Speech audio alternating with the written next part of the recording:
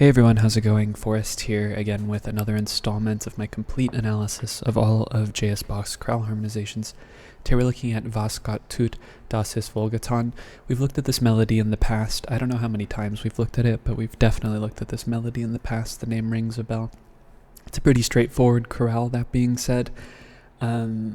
We should just hop right into the analysis. The chorale is very quaint, it's very beautiful, but it doesn't really have a lot of intrigue. I'd say probably the most interesting sounding phrase in terms of its own distinctness is probably the second phrase of the B section, which starts here with the pickup at the end of the first system and goes here into this system. It just sounds interesting with the juxtaposition of the F sharps going down to the F natural in the alto. But other than that, we'll just hop right into the analysis. So we have one sharp in the key signature. We start on G major. We end on G major. I reckon we're in the key of G major. We start on a tonic triad, and we have some passing tones going on as well in the inner voices before we go to G, B, D, and G again, which is another tonic triad. No need to reanalyze. Then we have F sharp, A, D, and A, which is D major in first inversion. That is our dominant in first inversion, so 5-6. G, G, D, and B, another tonic triad, G major in root position with a passing seventh in the bass. We then have E, G, G, and C, which is a C major triad in first inversion. That's 4-6, passing tone in the tenor before we get B, B, G, and D. That's another tonic triad, G major in first inversion, passing tone in the bass before we get D, A, F sharp, and C, which is a root position D7 chord. That's just 5-7, and then we have an imperfect authentic cadence with G major, B in the melody, which makes it imperfect authentic cadence. Then we move on to a phrase that ends with a perfect authentic cadence in the key of G. We start things off with C, G, C, and E, which is a root position C major triad. That's a 4, passing seventh in the alto. Then we have D, F sharp, A, and D, which is a D major triad in root position 5 chord. Then we get E, G, E, and C. It's another C major triad, but in first inversion, it's a little bit of a deceptive progression. We would expect 5 to go to 1, but it goes to a 6 in the bass, but a C major is spelled on top of it.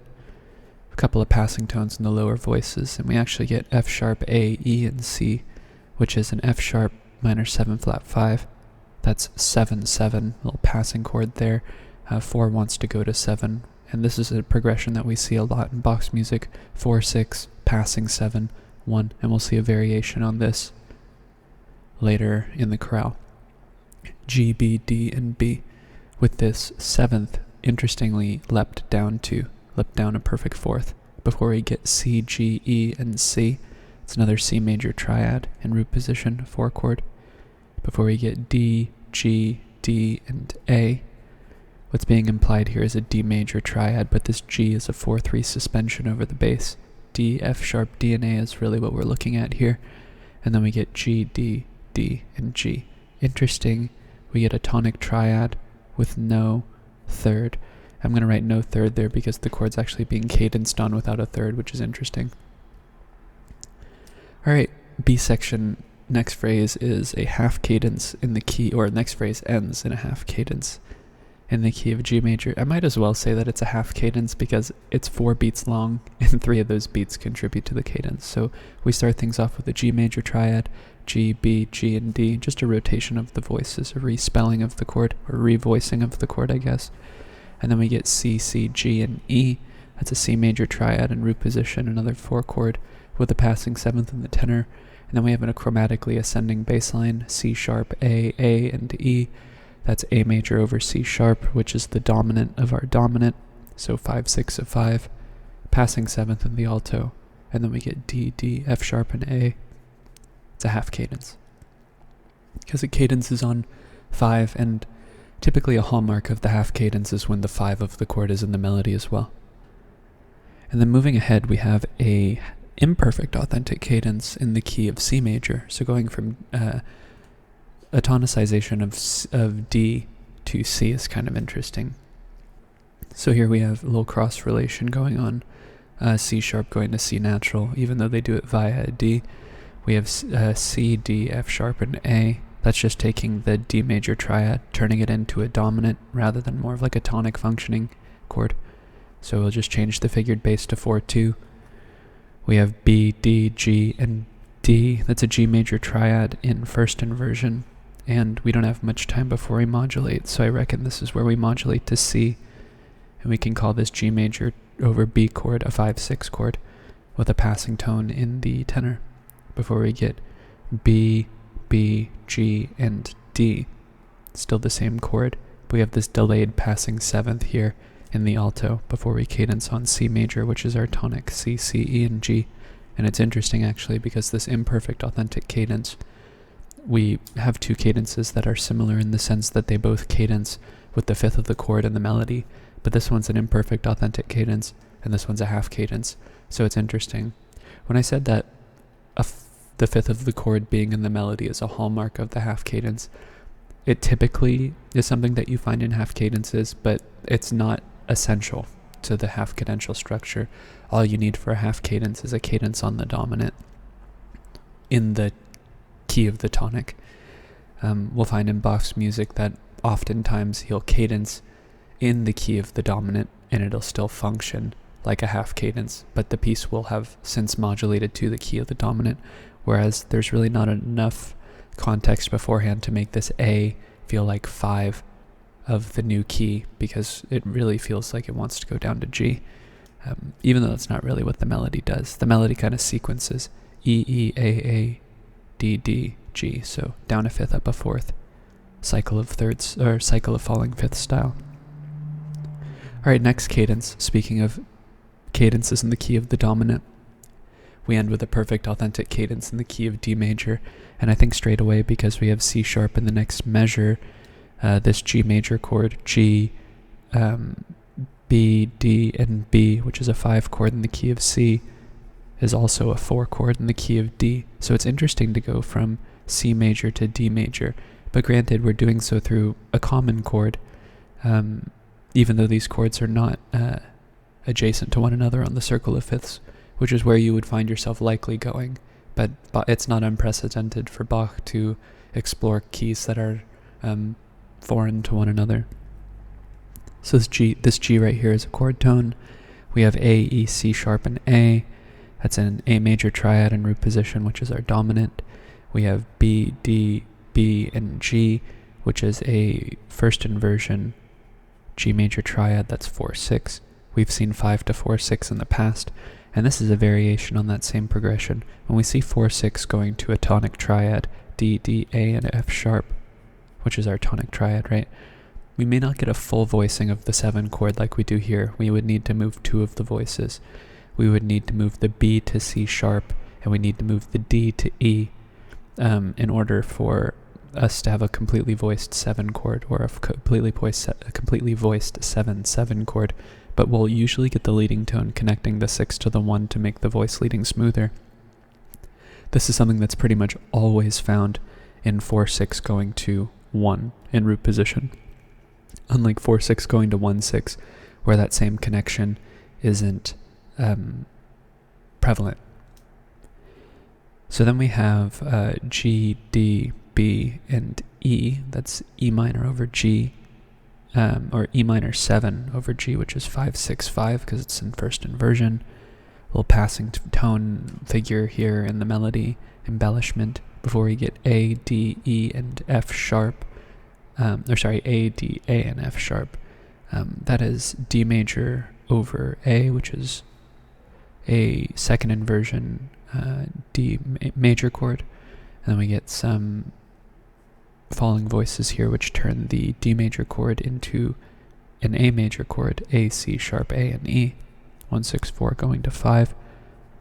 Very normative cadential formula. Then we get D, F sharp, A, and D, which is our tonic triad in the key of D major. And of course, our chorale is going to end with a perfect authentic cadence in the key of G major. And I think straight ahead, this D major is functioning like 5 in the key of G. So really, a perfect authentic cadence in the key of the dominant has the power to function the same way that a half cadence does. It just has a different effect audibly because you've modulated, right? We get C sharps or secondary leading tones if we're thinking as the whole piece in relation to G as early as the second beat of the phrase, and you have a bunch of them throughout, so this is fully D major. But regardless, this is functioning like a dominant and it's aligning with another phrase in the key of G.